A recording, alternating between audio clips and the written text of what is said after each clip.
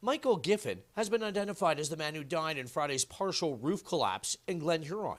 The owner of Giffen's Country Market is being remembered by friends and municipal leaders as a terrific human being and a leader in the community. Husband, father, friend, entrepreneur, bandmate, volunteer, what a great guy. Doug Measures is the mayor of Clearview Township. He was a good friend of Michael's, and like many people in this tight-knit community, he's still coming to terms with the news. It's very sad for our community, for sure.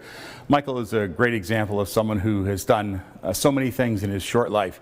He was a volunteer. He was a broadcaster in early days. He, worked on his family farm.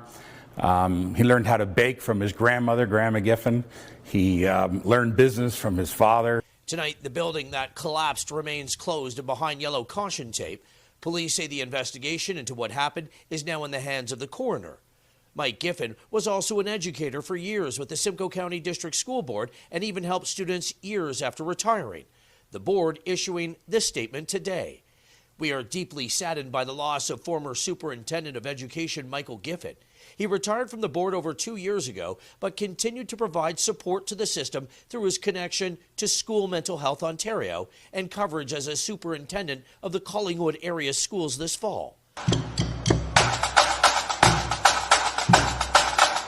Michael was also an active member of the Ben Gorham Islanders band. Playing music was one of his passions. His bandmates say he will be sorely missed.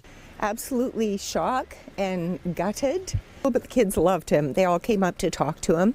He was wonderful that way. He had fantastic rhythm. He would dance with his drum when he played. Now, while the community is just starting to mourn the loss of Mike Giffen, the township and the Ben Gorham Islanders say they will be looking at ways to honor Mr. Giffen in the coming months.